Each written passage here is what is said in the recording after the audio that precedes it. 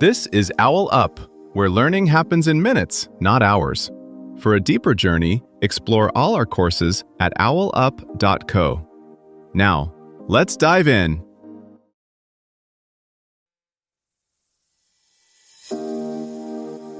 Welcome back to Chapter 2 of our series, Mastering World War II Historical Reenactment.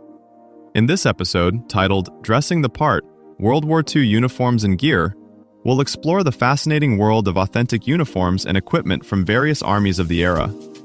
By the end, you'll be able to identify which uniforms belong to which forces, helping you step into the shoes of history with confidence. Let's dive in.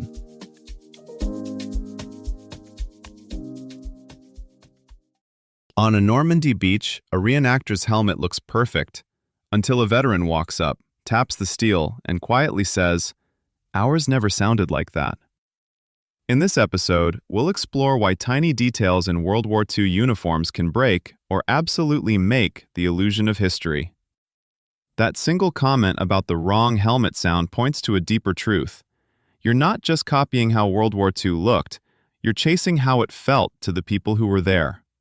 And that feeling lives in three often invisible layers: what the uniform is made from, what the documents say it should be, and how the chaos of war twisted those ideals in practice. Think of it less as building a costume and more as tuning an instrument. The fabric, dye, buttons, and buckles are your strings, but context is what brings them into harmony. In this episode, we'll dig into how original quartermaster specs, wartime photographs, and surviving garments intersect, and sometimes contradict each other.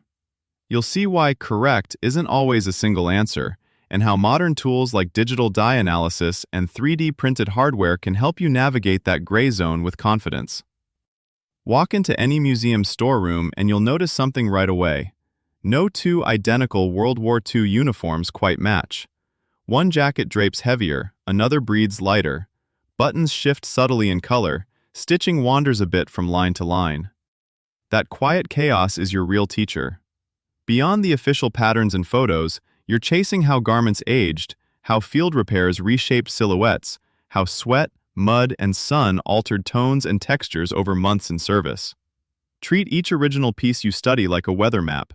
Its stains, stretch marks, and threadbare seams chart the climate of a soldier's daily life. Start with the part most people see last, the silhouette. Before you worry about labels or lot numbers, step back and look at the outline a uniform cuts against the air. U.S. wool serge hangs differently from British battle dress, and that 6-inch chest-to-waist drop on original British blouses isn't trivia. It's the difference between looking like a 1944 infantryman and a modern hiker in olive wool. Get the length of skirt, the blousiness, the rise of the trousers, and the crown of the cap roughly right, and you're already closer than most off-the-rack World War II-style costumes. From there, zoom in to texture and weight. Originals often feel surprisingly coarse or springy compared to modern wool blends. That hand affects how sleeves crease, how pockets billow, how collars sit when unbuttoned. Even webbing tells a story. Tight, crisp British P-37 behaves differently on the body than looser, late-war U.S. cotton web gear. When a reenactor moves, these small behaviors broadcast authenticity more loudly than any single stamp or label. Color is its own minefield.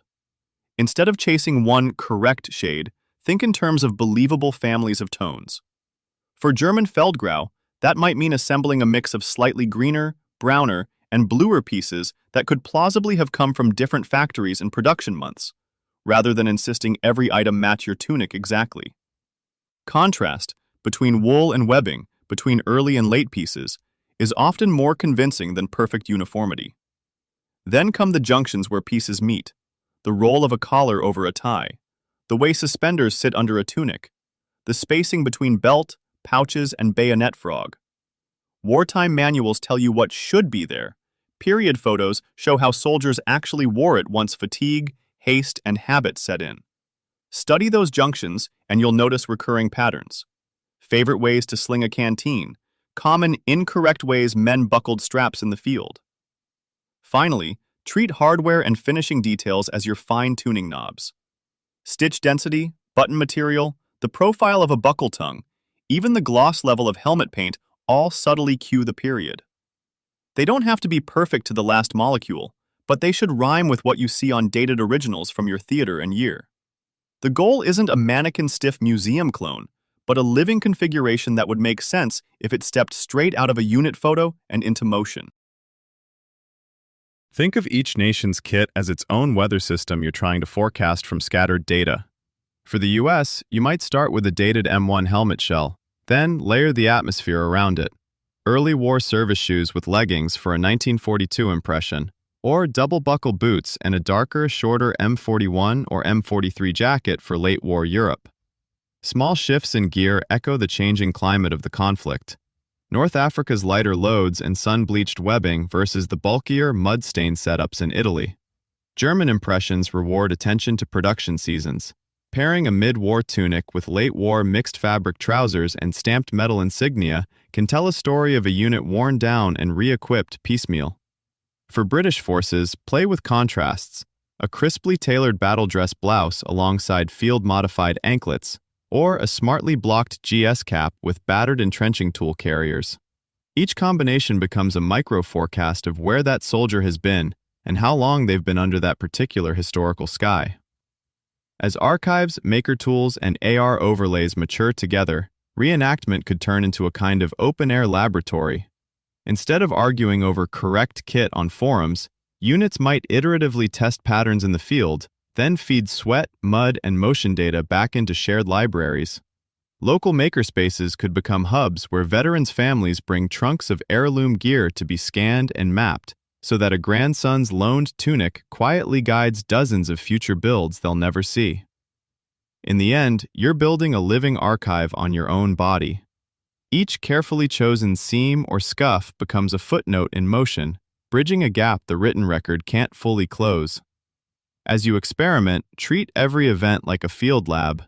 Note what convinces observers, what breaks the spell, and let those reactions quietly recalibrate your next iteration. Start with this tiny habit. When you get dressed in the morning, pause for 10 seconds and imagine which World War II uniform your outfit is closest to. Infantry, pilot, nurse, mechanic, and say it out loud. Then pick one small detail from that role, like sturdy boots, layered like a field jacket, or simple like a utility shirt, and adjust just one thing you're already wearing to lean a bit more in that direction. Over time, you'll start noticing function, durability, and purpose in your everyday clothes the way World War II gear was designed. This was OwlUp, your daily step forward. To keep learning with structured courses and more insights, go to owlup.co. Until tomorrow!